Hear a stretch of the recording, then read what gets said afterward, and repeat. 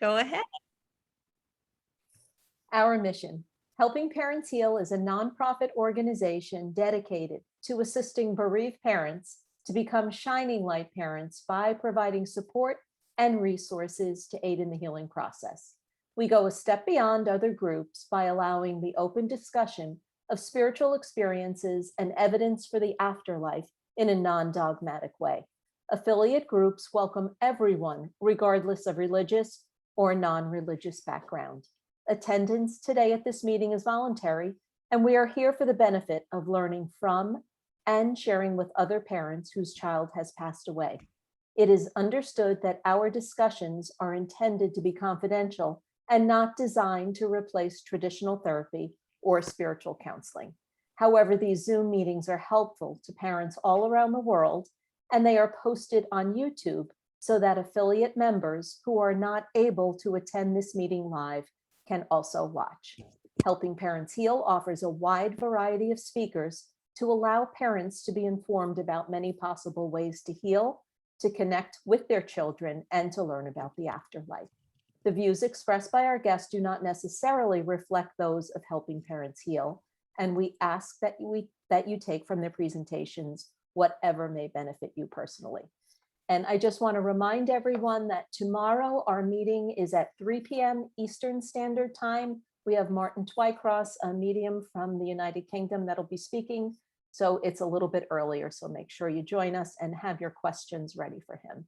And I will turn it over to Suzanne now. Hello, everyone. You're in for such a nice hour. We have just a very touching story about a wonderful documentary that features 3 beautiful, exceptional children and their very brave and loving moms who are here with us this evening. Before we go any further, just thank you to Elizabeth, thank you to Irene and the whole board of Helping Parents Heal for all that you do and for putting this special event together. So Hearts on the Gila is the name of the documentary, I believe, and I want to first introduce our special guests. I want to tell you that I'm going to be running this evening like I do my radio show. I want to just leave it to the moms to talk to you. I'll ask some guiding questions, but it's them that we want to hear about tonight. So let's let each of them introduce themselves in turn, starting with as soon as they start speaking, they'll come on the camera, but we have Patrice on the left. Go ahead, Patrice. Hello, I'm Patrice. Nice to meet everybody. Hi, I'm Douglas. I'm Ella Myers' mom. Good to meet everyone. And I'm Jennifer Mall, Michael's mom. All right, so you're going to see that this could get a little confusing, but we have Patrice and Jennifer, the mothers of Ella and Ella. And we have Jennifer and Jennifer, the mothers of Ella and Michael. So I just ask for help from Spirit to help us keep it straight here. But this is a story that follows a tremendous tragedy, but truly it shows how one can take tragedy and turn it into something truly beautiful and helpful and healing. And that's our goal always. I know that none of us would be here if we didn't have a child across the veil. And always we're looking for ways that we can honor our children. And these 3 moms have certainly done that. I'm also going to share a story or 2 with you throughout the evening that shows that our kids truly are still here with us. Some beautiful validations of that. And that's what I want to guarantee all of you as we move on, that even as we hold this get together, all of our kids are here with us because we're holding them so closely in our hearts, especially when we have these meetings. So I first met Patrice and Jennifer Douglas when Patrice reached out to me in an email in 2016. And I want to read that to you because it's a real good background for this evening. She wrote to me, I live in Silver City, New Mexico, quite a few miles from nowhere, but in a beautiful place in the southwest corner of the country. You'll be near here in April, so you must have looked at my events calendar. Our little town of less than 10,000 has a disproportionate amount of parents whose children have passed into spirit. I came to know of you through a woman here whose son I knew when he died. My child also passed more recently with 2 other precious souls whose lives and passing shook this little town and continues to inform many. We are here and we are waiting and we are open. And I'm speaking for us when I ask if you might travel here to know us and teach us. Perhaps you might consider letting me set up an event here to promote the loving spiritual message you can bring. I believe our children are calling you. Let me know what you think. And it's amazing because I was in Santa Fe at the time. We pulled out the map. I looked at my husband, Ty, and I said, it's kind of off the beaten track of where we're going, but we could do this. And he looked, and he said, we can definitely do this. And it was amazing because I reached out and I said, how about an event this Friday night in your town? And Patrice made it happen. And so let's just begin by bringing the three moms on. And I want to say that they're here because their children transitioned together. We'll talk about your kids as we go along, but I'd love if you three, however you'd like to share it, tell everybody what happened. Well, thanks for that. And I hope we don't surprise you at all, Suzanne, but we actually discussed this question just before you came on. And for ourselves, because our children, I don't know if most people watched the film, but it was a small aircraft accident, but because our children knew each other before the accident, we don't focus really on how they knew each other when they died, but how they knew each other when they lived. And we really do focus on that because that's really how we want to be talking about them and speaking about them. And so they knew each other from school. They knew each other as eco-monitors and scientists in the community. They knew each other as activists. And Ella rode ponies together when they were just about that small. And that's really how they went doing the thing that they loved together. And it was a very, very difficult time for us. So we don't spend a whole lot of time in that. And then lastly, one thing I have learned is that a lot of people do ask you, and this isn't about you, Suzanne, but just for the moms, you know, when people ask you, how did they die? You know, I had a husband that also died and they say, how did he die? And I say, you know, wouldn't it be great if you say, how did they live? So yes, for that. And we're definitely going to focus on that for sure. I want to just lapse into what happened so that everybody knows that the children do still live, just without a body. I was invited when we did roll into town to dinner, and Patrice and Jennifer were able to be there at that dinner. And I didn't know anything about their children, nothing. And so I remember going to a Mexican restaurant, Jalisco's, Patrice, if you remember. Yeah. And I did say to her, I just need you to know I may be a medium, but I don't normally sense anybody unless I'm doing a reading. And she said, no, that's not why we're getting together tonight. It's not about that. So this story goes down in one of my most memorable instances with spirit ever. I remember it to this day so clearly because we were sitting across the table in a very crowded restaurant, and there were about 6 people she'd gathered for dinner, and Ty was to my left. And I looked at Patrice, I was going to say something, and suddenly I went like this. Because, and everybody listening, this just doesn't happen to me. It can happen more often, guys. That would be great. But I looked at Patrice and I said, do you have any explanation for why your daughter would be standing behind you right now wearing a bunny suit? Because I saw big bunny ears and a little costume that went around her face. And for me to see a spirit in my mind's eye, but right there with mom, just stunned me. And she looked at me like I was out of my mind. I remember that to this day. And I remember turning to Ty because he knows I just don't do this in public situations. And I said, well, would she have ever liked rabbits? Did she dress like a rabbit on Halloween? Did you call, what's with the bunny? And then Patrice looks at me and said, well, yeah, we used to call her our little rabbit or something like that. She has a collection of rabbits and rabbits were her thing. And I started laughing because I thought, well, then what was that look about? This is so stunning that she would show up that way, because otherwise I might have completely thought I was making it up. But to show up in a bunny suit, well, the next day, Patrice and Jennifer came to our RV, our bus, for a reading that I offered them. And Patrice brought me this little rabbit. I hope you can all see it. from Ella's collection. And to this day, I keep it on my sink where I put my makeup on and brush my teeth. I see it every day as a reminder of how very near our children are, any loved ones who have passed, and how clever they are. And just to wrap this up very quickly, in that reading, yes, we don't want to focus on how they pass, but as a medium, to get that as evidence is one of the most important pieces of evidence I can get. Your child is showing me this, how they pass. And so I was able to sense little pieces. I could tell they were on some kind of a school trip when this happened. I could tell it was an accident. At first, I thought it must have been a bus accident because they were all together. And that wasn't true. So I tuned in a little more.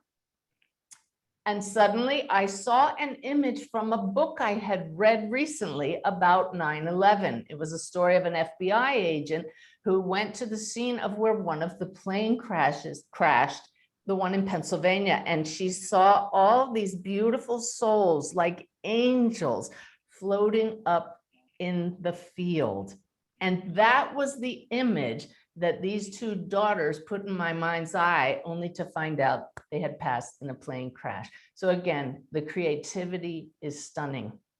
So that's just a little background so you know these three beautiful children are here and we're trying to get their messages through, that we're still with you. Now let's really go to the present day. But first of all, let me see. Let's start with Jenny Mall, your son Michael. Why don't you tell us just a little bit about him, because we talked about how the three children were together. They were all exceptional in their own ways. Just give us a little bit about Michael.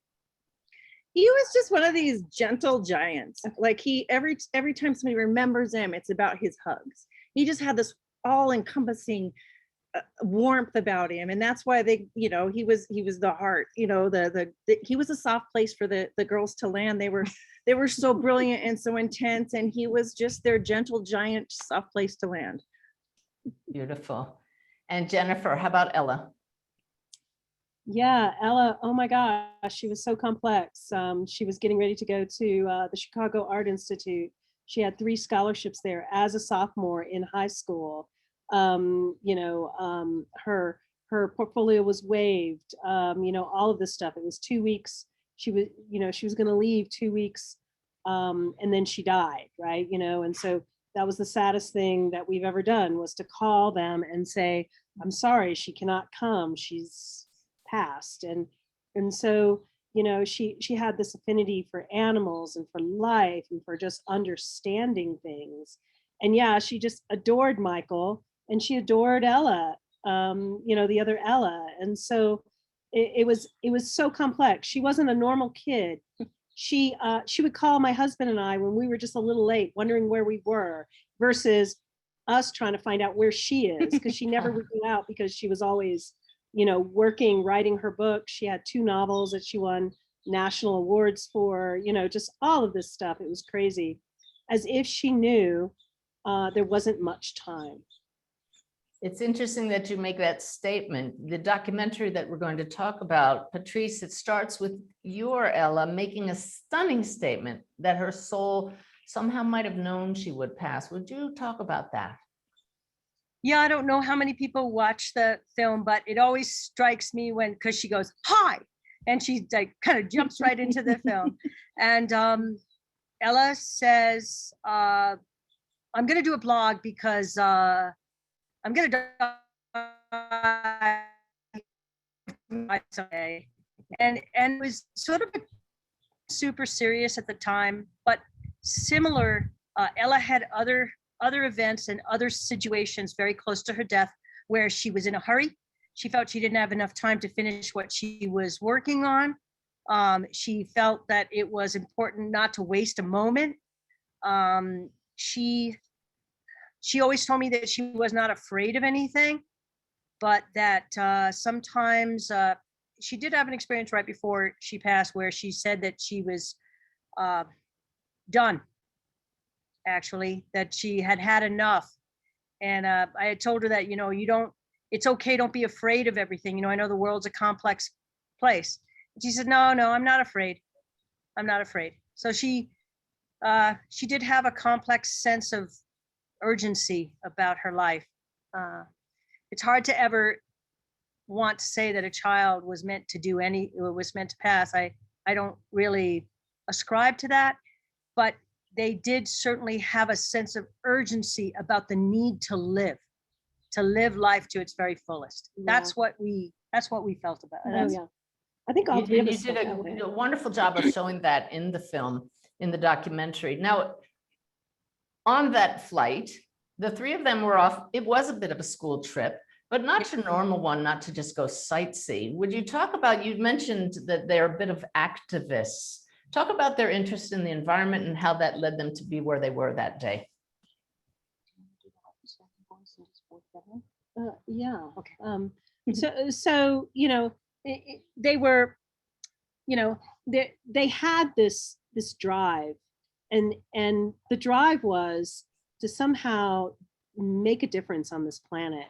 And so I think that's where all three of them connected with the eco monitors. And what the eco monitors were was was a very, very select group at the school that they were at. It was an alternative school in Silver City. And it was to do environmental things. So it encouraged them to be activists. And of course, the three of us in our families, and especially living in a town like Silver City, we're at the edge of the largest wilderness area in the lower 48. We're surrounded by this amazing landscape. So, it just lends itself for stuff like this. So they immediately got involved with with environmental things. You want to expand on that? Well, I think that they were, one of the things that happened was Ella was in a local environmental group that was advocating for the long-term protection of the Gila River. And she spoke up at local meetings and public meetings. And then she was somewhat of a leader in her school and with the other eco monitors to take that issue on and to speak for the river. But they all had different roles in how they related to the environment and how they related to music and how they related to their creative self. And we didn't speak about this. Maybe it is in the film, but I wanted Jennifer Douglas to just speak really briefly about the way they were as together. Yeah, that's what I wanted to talk about. You talk about Michael and the two Ellas, right? The two Ellas is almost like their name. Do you want to just say the Ella's group as Michael? Oh, Yeah. just how they refer Yeah, to yeah. themselves was, Michael and Ella squared. Yeah. Now, what is so interesting was when I was bringing Ella to school to get on the plane, and this was probably an hour and a half before she died. She was just chattering away. She just got finished riding her horse. It was the beginning of summer. We have a horse farm, and so she that was the thing we did together every single day of her life. And she wanted to do this flight because this was really important to the eco monitors to be able to fly over the forest that just burned in a wildfire that they were monitoring. They had their transects, they had everything. So this was a big deal. And she was so excited. And she was talking about Ella, the other Ella, and she was talking about Michael. And she was saying, Mama, I just can't believe this relationship that we're having. We've gotten so close. And then she said that the three, just a little bit before that, just talked about it. And it was so wonderful to hear. And what she said was, Mama, the greatest thing is that, we have the heart, and we have the soul, and we have the voice. And that completes the circle. May I interrupt here and ask you, Jennifer, did she mean that each one of them represented one of those attributes? And if so, how did they see themselves? Yes. So she said that Ella Jazz was the voice. And I just had to smile because of knowing Ella Jazz, which is Patrice's daughter, for as long as I have. She was the most outspoken, wonderful, girl, that way. So I had to chuckle. So Ella Jazz was the voice. Michael was the heart, because as Jenny said, that he took care of everyone. He loved those girls so much, and they loved him so much. But then Ella Myers was the soul, because she was so she was so deep and just so I don't know how else to explain it. She had the quiet depth of Mhm. connecting all the really the most intense thoughts of Mhm. everybody. So this trip, the plane trip, was so incredibly important for all three of them. It's very ironic you say that they were flying over an area to survey the damage from a forest fire. And I'm talking to all of you now from northern Montana, and the smoke for the past week here has been so evident that it's blocking our views of the mountains. So it's just beautiful that even at such a young age, they were working to change things, to improve the environment. So you three are carrying on their legacy, which is just so beautiful. That instead of the other way around, we like to carry on our parents' legacy, you're carrying on your children's legacy, which is something that all of us can do to honor them. And so this documentary, Hearts on the Gila, is about the three of you. Well, why don't you, well, let's see. Jenny, why don't you tell us what it's about? Then I have some questions about it. It's well, it kind of evolved as we went along, but mostly it's gosh, like we were just trying to put our finger on what motivated the whole thing, and we knew that the kids had always wanted to do that trip down the Gila, and they So spent the trip down the Gila is from where to where, and how long is that? so it'd be what Grapevine, Gila Hot Springs to Turkey Creek, which is 36 miles. And Yeah. why that segment of the river? Well, where it started was where they spent most of their time doing water quality tests, and they spent a lot of time in that specific area. And you would Okay. know more about that than I do. Yeah, and then that goes down that section. Well, it sort of merged with the idea, in all honesty. The film merged our journey and our children's work merged with the idea of the need that was inside the environmental community to show the Gila River, which was under threat to be dammed and diverted. And so we actually got a lot of support from the environmental communities in and around New Mexico to fund the production of that. And no one had ever done a full-length film or a professional footage of the Gila River. So we combined that need to show this river, and we got resources to show this beautiful Gila wilderness stretch of the river, which is a 37-mile stretch, with the journey. So it was sort of a way to combine our journey with the need and the interest in showing the river to the rest of the community and the rest of the country. That's So how to that- those that don't live in such a wilderness area as you do, and it is stunning, we've been back a couple times, but thank you for introducing us to it. Others might not understand why it's so important to protect this river, but in the documentary, it's shown what happened to that same river in Arizona. Would you address the difference? Do you want to do that? Do you want me to do that or go for it? Okay, I'm going to go ahead and do that before. So the Gila River is the last river in New Mexico. We have small agricultural diversions, but no structural or heavy equipment, cement, or no structural diversions. And as soon as it leaves New Mexico, it's structurally diverted all through Arizona so that it becomes an aqueduct, it becomes levees, it becomes a cement pipe. So the difference between the dramatic sense of wild and wilderness of the Gila River in New Mexico and the part we want to protect now as a wild and scenic river, and in Arizona, where it's already met its civilized fate, is pretty stark. So we wanted to show that.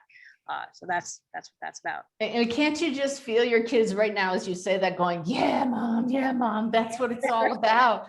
In fact, I remember you sent me to a trail. You said you have to go on this certain trail. And as I'm walking the trail, I came to this rock with these hieroglyphics on it. And I felt Ella, and I sat down and she talked to me and gave me some messages. And you were able to validate that that was a favorite spot of hers. So all three of your kids, I know, are on board with this. So I sense a little bit of confusion here, but do you really know whose idea it was to make this journey together down the river? Yeah, we were just discussing. Well, what would happen? Do you want to talk about it or? Sure. Okay. We were, we were kind of in a place that wasn't a really comfortable place because we were having to, go through mitigation with, or litigation, with the school because of negligence on their part. And so that was incredibly difficult for us.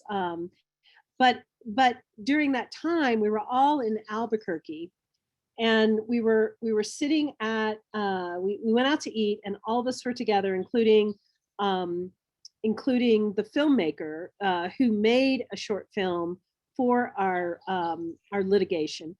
And we just started talking how incredible it would be to continue their story and to make a film. And so it was kind of like all of our ideas at once, including the filmmakers. So it was really kind of exciting.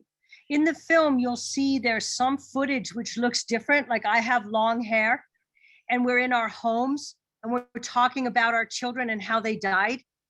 That part was done to show to the lawyers, to show them who our children was and how they died and how they don't want to go to court and to settle with us. And so after that, we had to make we made this film that was so horrible and hard to make about how our children had died. And when they settled we went to this mediation and they settled. And so we all went out drinking, and we're all drinking with the lawyer, who's a really nice guy.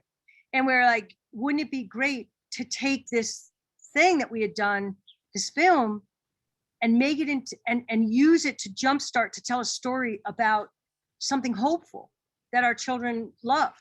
That to me feels like an inspired thought from your kids. 100%. Oh yeah. Yeah. And Now, it came to be us and not the kid, like why it was the three moms. Do you remember that? Why it was ended up being a mom's journey? I don't. See, the thing is that it was like, it was supposed to be about the kids' journey, but then it was like, well, our children aren't, like, how do we tell our children's story? So the filmmaker couldn't figure out how to tell our children's story because, they're not here. And so he decided, it was actually the filmmaker who said, it's going to be your journey. It's going to be the mom's journey. And we'll take the kids with you down the journey through your story. so and let me just ask if I could interrupt here. I know we have some dads tuning in. I hope we do. So good. why weren't the men allowed to come along?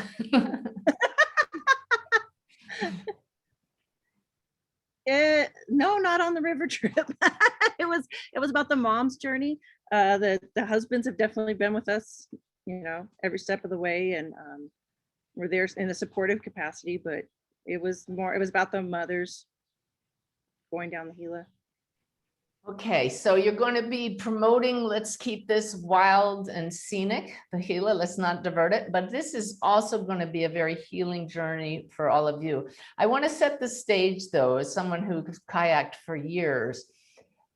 36 miles may not sound like much to people who hop in their car and go 36 miles. How many days did this take you? I know the answer, but how many days? Was it 5? Yeah. It was 5. It was a very low flow. It was not the best time to go. We spent a lot of time pulling our boats, and it was, it was not the optimum water pretty level. grueling, Yes. And what was the experience level of each of you to jump in a kayak and camping overnight in total wilderness for 5 days? I have a kayak, but it's a lake kayak, and it's a one completely different experience. I grew up camping, so that I hadn't done it in a while, but that wasn't that difficult. But it was a kayaking down the river in an inflatable raft at low flow was 100% nothing I'd ever done before. And Jennifer? Oh yeah, me too. I've never kayaked before, only canoed on eastern rivers, small little rivers. With That's water it. in them. But lots of backpacking. I mean, the girls did a lot of camping and backpacking with us. So that was good. Yeah, and I had you been were- down the river before several times with other people from the river community, so to speak. I live up in that little village where the river begins. So Had you done that whole length? yes.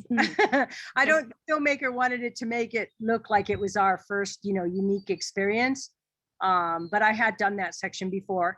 But every time you do it, it's new. And every time you take that journey, it's different. And every time you are out in the wild and in nature and without all your parts and pieces and things and stuff, it's a new experience. So it was a completely unique and completely unique experience to go down with Jenny and Jennifer. So one of the things that was really striking about this river trip was when you entered, and there was a certain point on the river, it was after the first day, where you are there's no going back. And all of a sudden you're thinking about this. And this was when sadly David the filmmaker wasn't up with us when we had those just horrible weather. I mean, it was hypothermia and the wind was 45, 50 miles an hour. He showed a little bit of it, but we were in a section of the river where there was no rescue. I mean, if anything happened to any of us, we did have the phones, didn't we? No. Oh, we didn't even have that. So literally, it was in a situation that nowadays in modern times that most of us never experienced. So it was pretty intense. So you made a very profound statement there. You reached a point where there's no going back. And for all of us who've endured the passing of a child or anyone we love, that's the biggest challenge, is that seeming finality of it, at least in physical form. So how did this journey on the river mirror your grief journey? Well, I think I mentioned that in the film. I was struck so often that, especially as time goes on, you think, oh, even now, like at 7 years, you think, I'm healing, I'm happy. And then you just go around the bend and there's a down snag in the water, whatever that happens to be. Whether it's one time it was seeing my son's brand of deodorant at the grocery store, just something that just, and then you feel like those feelings like you're back at square one again. And so like every time you think you've got this whole thing figured out, you don't. But you just keep going, you keep rowing, and you keep moving forward as much as you can. Beautiful analogy. Any others? Patrice? I'm thinking about it because Well- Jenny usually can say everything really well in less words than I can. That's her strength. Yeah, I think that that really says, I think that is really that's the kernel of it, that the unexpected, that we don't know what the next thing is, and we can only prepare ourselves for what we see, and we just don't always know what's next. There's maybe one quick little story, like sometimes like you think that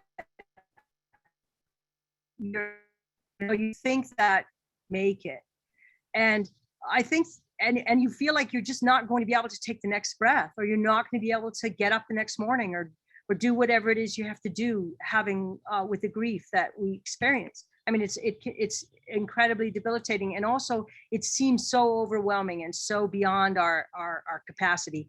And so one time I was paddling, like I got stuck in the water, and I'm on the rock, and I'm like moving my boat, and I'm like, and I can't move, and I'm all freaking out because I think and I'm like, help me! And I'm like yelling, and I'm yelling at the people in front of me, and the person who was in front of me, he turns around and he goes, stand up, stand up. And I like stand up, and the water was like up to my ankle. And that was really analogous for me in the way that we have, not that it's easy, but that sometimes we're blinded to what is really going on, or where we have the capacity, but we don't always know what is the step we have to take. So, that was kind of that feel to me like a little bit like grief, because it's like, I'm confused. I don't know what to do. I don't know where to go, but the answer is like right there physically. When you're in the wilderness, you're like, well, what do I need to do? Oh, I need to stand up. I need to do the very next thing to get to the very next step.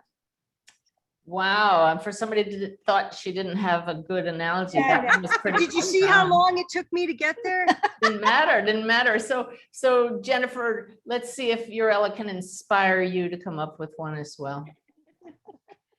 I just love the the idea of that point in time where there is no going back, and so you fear, you feel fear, you feel apprehension, and then all of a sudden, it's very similar to Patrice, is that all of a sudden you just go, okay, take a deep breath. Yes, I can definitely do this, and that is so similar to just the condition that we were under, and that I think all of you guys face, that you guys are under with losing your loved ones, is that initial, oh my God, I cannot do this. Oh my God, where am I? Oh my God, I'm stepping over the precipice. And then in that instant also, somewhere, somehow, you pull that strength and go, yeah, this is okay.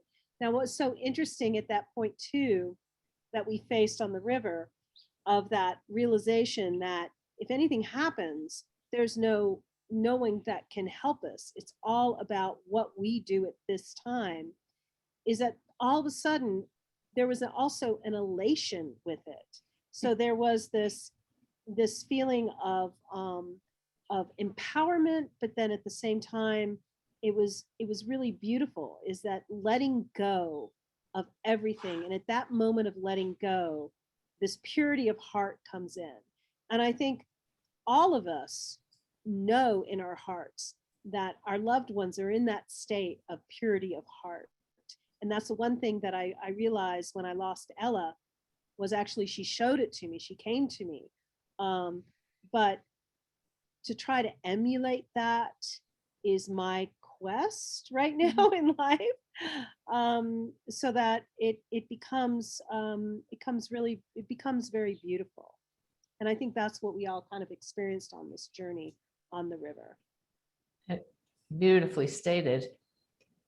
So Jennifer, you just said that Ella showed you that, Ella came to you. Jenny, I understand, well, it's in the film as well, that you've had some visits from Michael. You state so beautifully in the film, you felt him and you cried because you knew he was with you. Describe what that was like. I just feel him quite often. I mean, even right when we sat down here, the butterflies, I found a ladybug in the garden. I mean, we had these three, I'm a bird watcher. We had, I don't know if you're a Phainopipla, one of my favorite birds. I saw three male ones. I never see that, all just sitting in the tree. I just, it's a constant thing. I've seen him in dreams. I could write a book about how often. And my regret is that I didn't really believe in the signs when he first passed. And I look back and he was trying so desperately. It was everywhere, from like water faucets turning on to we went to the crash site and there was the biggest ladybug I've ever seen in my life on the tree. Next, found his body. And I just kept coincidence. Wow, what a coincidence. I thought my camera was broken because every picture of my other sons had a flash of light or an orb or something in it. And it took me a good couple of years to actually see what he was trying to do all the time. But I had to apologize at that point because he sure was trying. And then I have some profound dreams. And for the first few, I think I wasted so much time just crying, holding on to him and saying, please don't go, please don't go. I miss you, I miss you, I miss you. Whereas now, you know, it's enough time has passed. I don't know if he gets stronger at talking to me or I'm more receptive, but we can actually talk and share some information. Then now as soon as I'll see him, I'll go, is this a dream or a visit, Michael? And when he'll go, it's a visit, Mama. And then we'll just, you know, have a hug and it's joyful and I know I'll see him again. That's awesome. And I can just assure you, it wasn't wasted time. You were feeling, you were processing that, and our kids are very patient. And I love that he was persistent. They will be. Wow. So Patrice, you said it was a relief to be on the water. Something about the powerful and restorative power of nature. That's just such an important part of healing, being in nature. Would you talk about that, please? Yeah. I'm honestly, I'm a little, I'm emotional listening to Jenny, because, you know, while she's told me some of this, like some of the ways that she's describing it right now are it's new for me, you know, to hear her talk about that. So, I appreciate that so much. Well, I think if it's okay to relate it to, my search for Ella, and how I've used nature in that way, because Ella also, you know, was pretty busy right after she died, performing miracles, like literal, like nature miracles. They were just beautiful, like making an apple tree blossom, one blossom during a season where it shouldn't have blossomed. One blossom when I was like, what should I tell people, Ella? And what do I tell them at your memorial? And she made a blossom, one blossom. And I was like, well, right. We taught, and I had taught her about like the beauty and love of one flower, that one flower in this world epitomized all the love that you could embody, was embodied not just in the big things, but in the tiny little things. So when Ella passed, it was pretty angry. You don't want that to, I don't want to look for her over there. I don't want to look for her there. I want her here with me. And so it took a little bit of time, and I would constantly walk in nature, slow walks, slow meditative walks, over and over and over, focusing on the impermanence of life. And then at some point, I went to some place that was really, really restorative for myself, which was the ocean.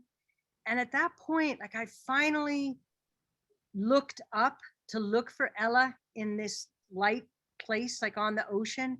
And I looked for her, and there she was. And she was in this beautiful light-filled place. And I breathed in that beautiful light, and I let Ella show me what she wanted to show me, whatever she wanted to do. And that's where I found that restoration was both in, and, you know, I don't see her every time, but it's the same thing. I go and I relax and I breathe and I walk in nature. And so that was sort of the thing where I was talking about not looking for Ella in the dark, not looking for our loved ones in the dark, but always looking up into the light, and to look in those light-filled places. So that was a ramble, but sorry. No, you ramble all you want. That's fantastic. Jennifer, you took a very special object with you on the trip down the Gila. Why don't you tell everybody about that and expand on that, how it continues to connect you with your daughter? It's so interesting, because the journey that I've been on is a journey of really getting connected with all things, and so much of the time, and this is for everybody, is that it's that we are loved ones, but at the same time, and they can show us miraculous things. And so I've always had this connection with animals, and mainly horses. I grew up with horses. I rode horses, jumping horses and dressage horses my whole life. And I was able to do it pretty well here just because of the living situation and just the way the universe opened things up. and Ella, from the day she was born, she literally was with me with the horses. And so literally until the day she died, almost every single day of her life, she was at the farm with me. And so she had this incredible mare, this huge Dutch mare. Her name was Gracie, a warm blood mare.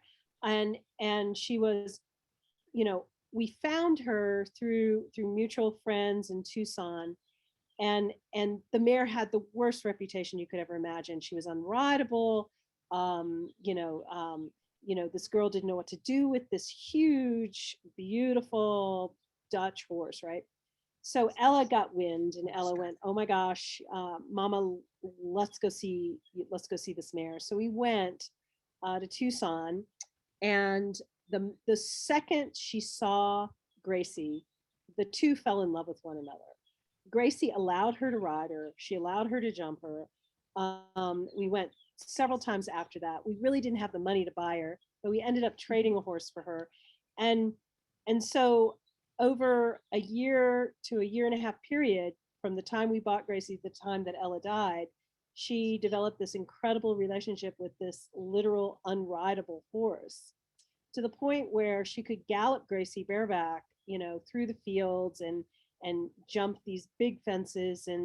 And that Ella, that was Ella's best friend. As a matter of fact, Ella made a statement right before she died. This is my BFF, best friends forever. So for a 16-year-old, that was it. Now, what was so interesting was when Ella died, of course, she had to ride Gracie every day. And so she knew she was going on the plane. And so we made arrangements. Okay, go ahead and get on Gracie right now. You've got enough time, and then we'll head. It's totally fine. So she did, and she kind of threw everything, her tack and everything, kind of in the barn, and we turned Gracie out so that she can roll. And after she had her bath, and we took off for the plane. Well, of course, you guys know what happened, and they lost their lives. And we were at the hospital of all places, even though they weren't there. But I think the police and everything didn't know what to do with this. They didn't want to tell us they died yet, that kind of stuff. It was just kind of crazy. But I called a friend and I said, I think we're going to be longer than I thought, because we all were thinking, well, Patrice knew, but Jenny and I didn't, because we were together at the hospital, that the kids were still alive.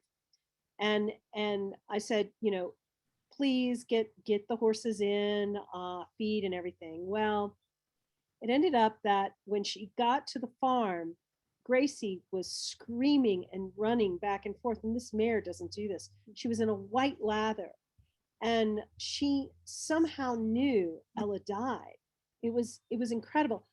Tammy, my friend, couldn't console her. She couldn't catch her. She couldn't do anything. She was just beside herself. And finally, she did catch her, put her away. And of course, you guys know everything that happened. Well, for several months after that, Gracie was who saved me. Literally, every time I'd go to the farm, even though I was in this grief, and it was almost like my hell, because everything reminded me of Ella. There was Gracie bobbing her head, just pawing and pawing and pawing, saying, "Come get me, come get me. You've got to get on my back." And so I did. I just started riding Gracie every day for Ella. The most amazing thing, though, that started happening was that there were points in the time when I was on Gracie riding her where all of a sudden time stopped and Gracie and I started floating. And I'll never forget the feeling of this intensity. And there was Ella. And the three of us would ride together, and we would almost do this every day. And it would only last for 5 minutes. And as soon as it stopped, I would break down and just start crying. And I could just feel collapse underneath me too, because I much. But literally the animals saved me from who knows what. Beautiful. And that came up because Gracie passed, correct? And you took her tail, Well, that her was, hair? yeah. So Ella always asked me, Gracie had colic surgery before this. And when a horse has colic surgery, you know, it's a difficult thing. You know, they never really recover sometimes, and Gracie never really did. And she would have these colic episodes, and of course we would take care of her and everything. But when before Ella died, she asked me, you know, please never let Gracie suffer.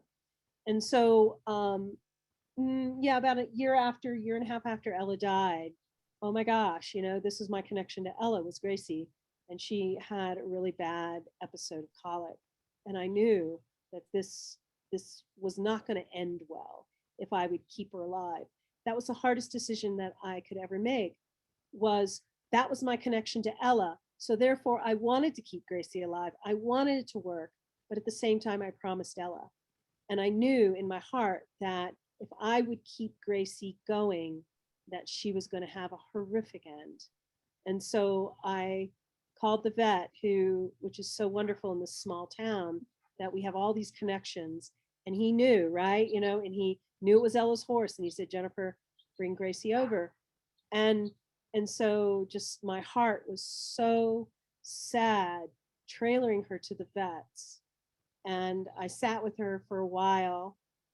And Dr. Allred sat with me for a while and said, Jennifer, you need to leave.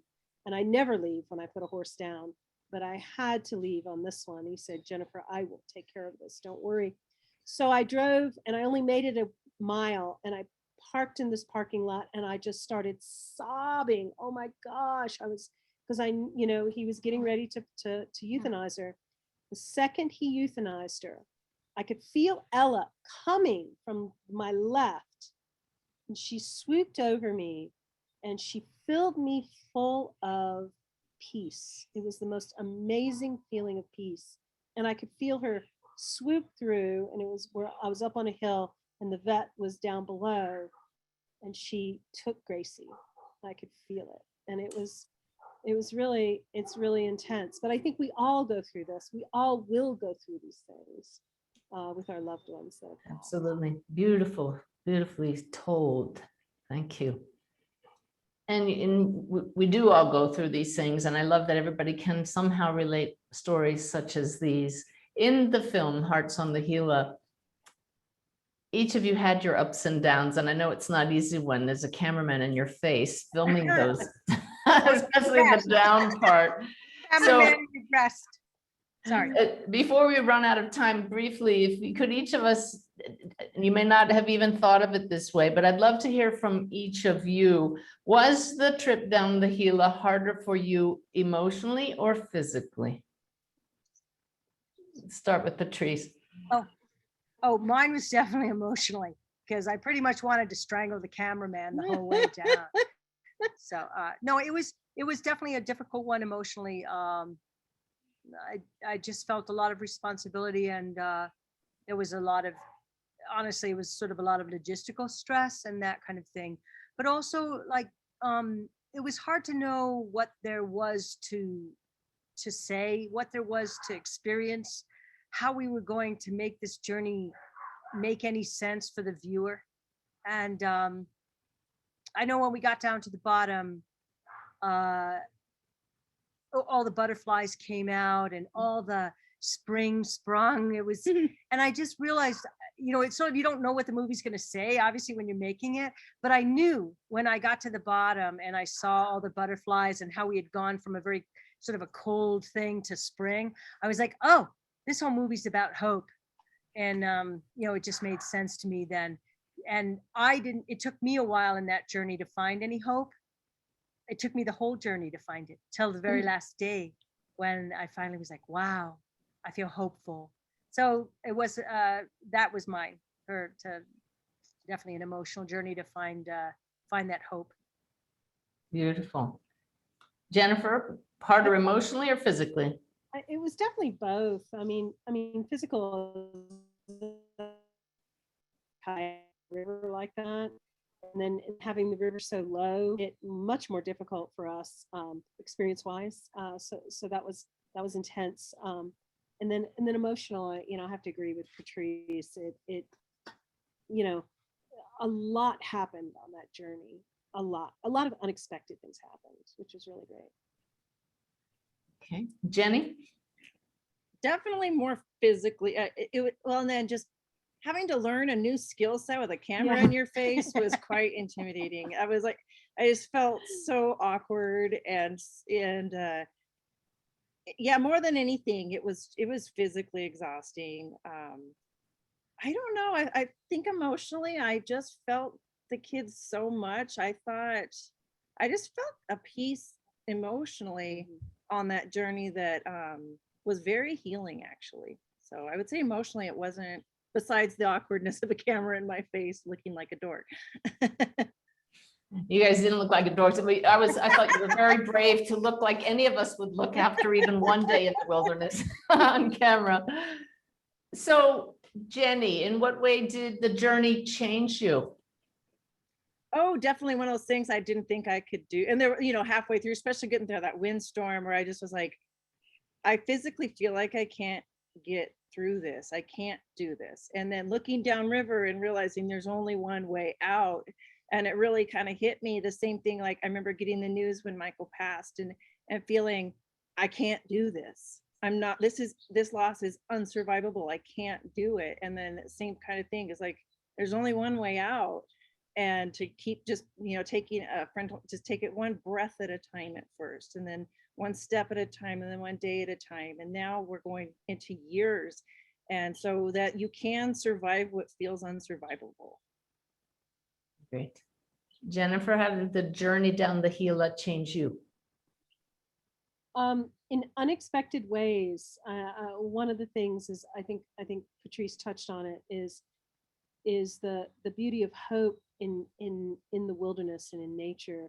We go through our lives with blinders on so much of the time, and that trip really opened up my awareness of just being able to see again, see beauty again. There was one part of the river where it was I think the second to last day, where the light was so beautiful. And all of a sudden, we're struggling.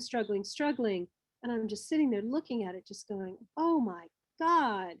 And so it was those breathtaking moments that I haven't experienced since Ella's death, that I was able to experience. Beautiful. Patrice, how did it change you?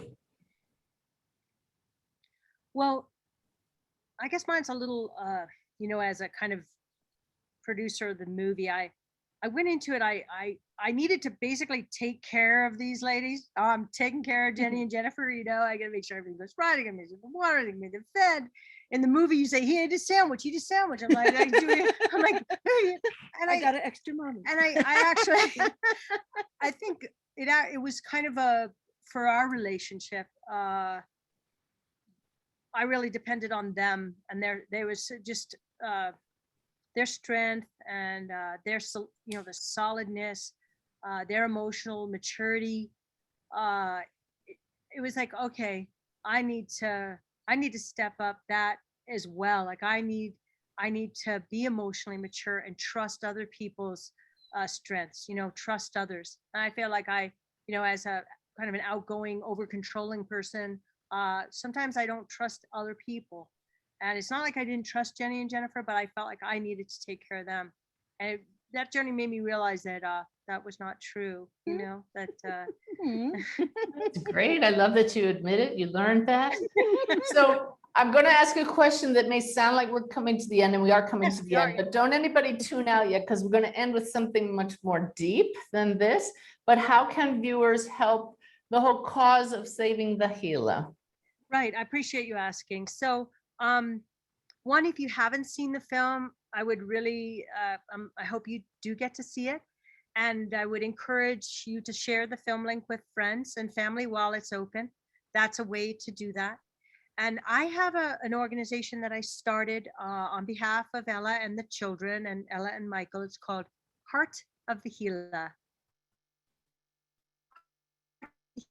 Word.org. Front page of my organization, I have a take action, and you can like press the link in a simple letter, a pop-up letter to our legislators, our senators. These are our actually US senators, because the bill needs to be reintroduced It was introduced in May of during the pandemic year, and he actually mentioned the children in his the senator. It was actually Senator Heinrich mentioned the children in his introduction. It was very moving. But now we have to reintroduce it in the new Congress. So you can help by going to Heart of the Healer, clicking on the link, encouraging them. If you want to add in the email that you saw the film, that would be great. That's one way. And then I was thinking about, like, we wanted the film to be transferable to others across the country. And we wanted them to care about the Gila, but it matters that you care about the places that you love and the place you live. Is there anything you can do to protect, defend, and conserve the places where you live and where your children love? That's doing something. And if the film helps you to love the place you are more, that means a lot too. Perfect. So as we wrap this up, and I thank everybody for joining us, I hope you do watch the film. It's very touching, beautifully produced, beautiful scenery, and you had a lot of help from your guides, literally your physical guides on the earth, and not to mention your spirit guides. But there's a point where your main river guide speaks about the choices we make and what difference that makes in our lives. So I'd like to end with each of you briefly discussing any choices you've made, or perhaps the main one that comes to your mind right now, since your children's transition, that you might not have made before then. If they hadn't died, you mean? Mhm. I'll start Yeah. because She's got something. my daughter had such drive, and she was determined, and she had this incredible, beautiful heart. And she was raised in a family where we knew that one person, and I always stress this, one person can make a difference in this world. And when Ella died, that all fell away for me. I mean, I just lost all hope. I lost everything, right? So now what I've realized is the most important thing I can do on this planet right now is to continue Ella's insight, Ella's beauty, and in my life, and transcend that. And so that's what I've been doing. Beautiful. You want me to go? You're still thinking? I'm Okay. stymied. I'm gonna make this really simple because when Ella died, I was pretty freaking mad. I mean, I was so furious, based because one, she died, and also people negligence, and just all the conditions, the causes and conditions that led up to Ella's death. And we fought to get those causes and conditions revealed, and for those who were responsible to step up and take responsibility for their actions. But before Ella died, I think I would have done that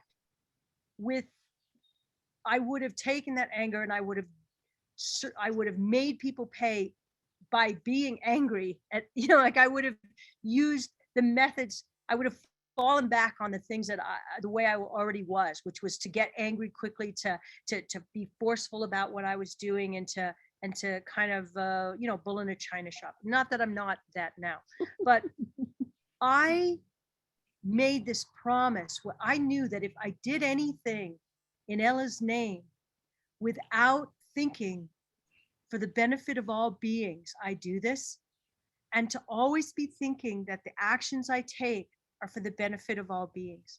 And then I cleared that with myself every time I made a choice to call somebody, to get the depositions, to get the law, to show a movie about how our children died, or I made choices in the way that it's not that I did things that I wouldn't have done, but the way I did them, I felt forced, obligated to do them in a way where I was thinking about how Ella would have done it.